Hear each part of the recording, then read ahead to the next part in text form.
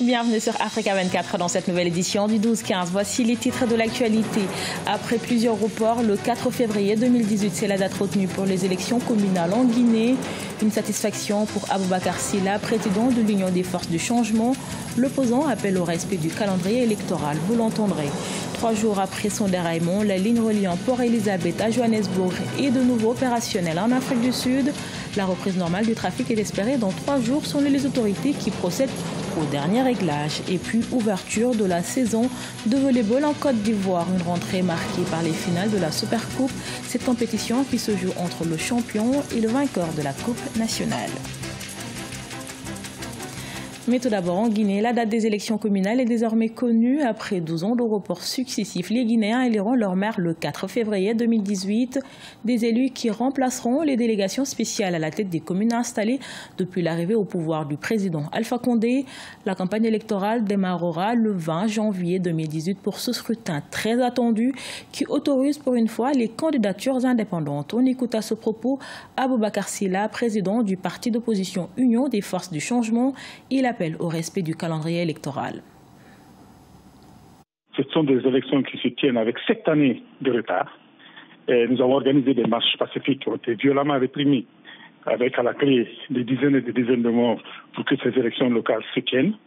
Nous avons eu des dialogues, au moins 4, qui se sont organisés autour de ces questions, essentiellement avec le gouvernement, avec le parti au pouvoir. Et chaque fois que nous avons abouti à des conclusions pour ce dialogue et que des résolutions ont été prises, elles n'ont jamais été appliquées par les autorités du pays. Enfin, nous avons une date pour ces élections locales. Enfin, les élus locaux vont être des vrais élus, un nom de nommés locaux. Enfin, ils vont s'exprimer à partir de la légitimité que leur confère le suffrage universel, au lieu de s'exprimer au nom de populations pour lesquelles ils n'avaient aucun mandat. Donc nous sommes très contents, nous sommes plus que satisfaits. Nous espérons que la date sera tenue, parce qu'il est arrivé des périodes en Guinée où des élections ont été programmées, où des campagnes ont été officiellement ouvertes, des campagnes électorales, c'est-à-dire à moins de 2 mois de scrutin, et après ces élections se sont retrouvées reportées pour une raison ou pour une autre. Nous espérons que cette date sera tenue. Nous avons dépassé le cap de la gestion des candidatures. Plus de 1300 listes de candidatures ont été déposées à la CENI et acceptées par celle-ci. Nous sommes actuellement au stade de la distribution des cartes d'électeurs. C'est une opération qui dure un mois. Nous espérons que le chronogramme électoral va se dérouler dans les conditions prévues pour que ces élections se tiennent effectivement lieu le 4 février. Ouverture ce lundi au Niger du procédé militaire accusé d'atteinte à la sûreté de l'État. Emprisonnés depuis 2 ans, les soldats sont impliqués dans le présumé coup d'État de juin 2015 au ton fort d'une crise politique tendue dans le pays. Notons que ce procès est attendu depuis 2 ans par les Nigériens et les familles des prévenus. Au total, une vingtaine de personnes civiles et militaires sont concernées. En Afrique du Sud, la ligne reliant la ville de Port Elizabeth à Johannesburg est de nouveau opérationnelle, seulement 3 jours après la collision avec un camion dans le centre du pays. Un accident qui a fait 20 pertes en vies humaines et 260 blessés. Ashley Duprat.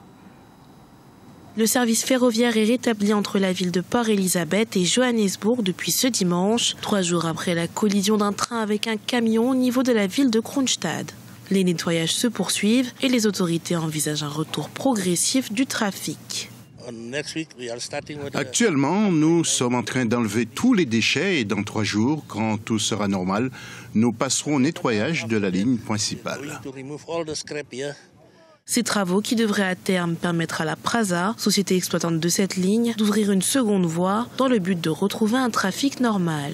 Un nouvel incident qui n'est pas le premier pour cet exploitant. En effet, en avril 2017, un incident technique avait fait une victime ainsi que plusieurs blessés sur une ligne de la Shosholoza Mail, autre entité que dirige la Prasa, ce qui crée la polémique. Pendant des années, la Democratic Alliance a demandé à Metrorail, une entité qui relève de la Prasa, d'allouer une plus grande partie de son budget à la maintenance.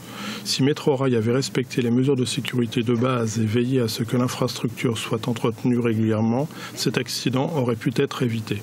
Quant à la Prasa, elle se dégage de toute responsabilité et prône la négligence du chauffeur routier mise en cause. À travers la voix de son PDG, Mthutuzeli Swartz, l'agence ferroviaire sud-africaine a fait savoir qu'elle apporterait un soutien juridique aux familles des victimes. Pour rappel, cette collision avait 20 victimes et 260 blessés. À la page sport, coup d'envoi en Côte d'Ivoire de la saison de volleyball 2018. Une rentrée sportive marquée par les finales de la Supercoupe. Et c'est la société Omnisport de l'armée chez les hommes et la SEC Mimosa chez les dames qui ont remporté ce 6 janvier la Supercoupe de volleyball de Côte d'Ivoire. Retour sur ces rencontres dans ce reportage de notre correspondant Olivier Conan.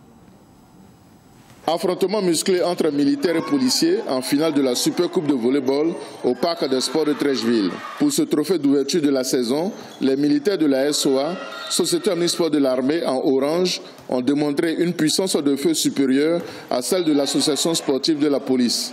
Au coup de canon des artilleurs de l'armée, les policiers trouvaient la procédure pour recoller au score. 25-20, 21-25, 25-13 et 23-25. À 2-7 partout, la victoire s'est décidée au tie-break. Un 5e set remporté par les militaires, 15-8.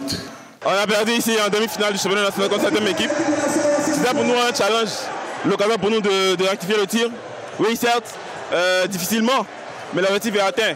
Chez les dames, la SEC Mimosa en maillot gris a confirmé sa suprématie sur le Stella Club d'Adjamé qu'elle a battu 3-7-0, 25-14, 25-22 et 25-15. Comme l'année dernière et les années précédentes, les dames de la SEC ont démontré leur niveau supérieur pour la première fois sous les yeux de Roger Wognet, président du conseil d'administration du club jaune et noir.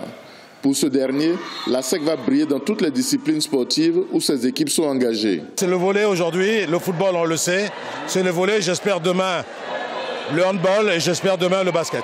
Voilà, donc on revient petit à petit, reprendre en main les disciplines où on a brillé pendant de longues années.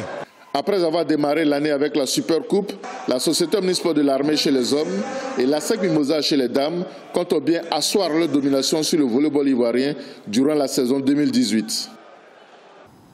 Ce journal a été réalisé par l'ensemble de la rédaction. Merci pour votre fidélité. Dans un instant, une nouvelle édition de l'actualité sur Africa 24.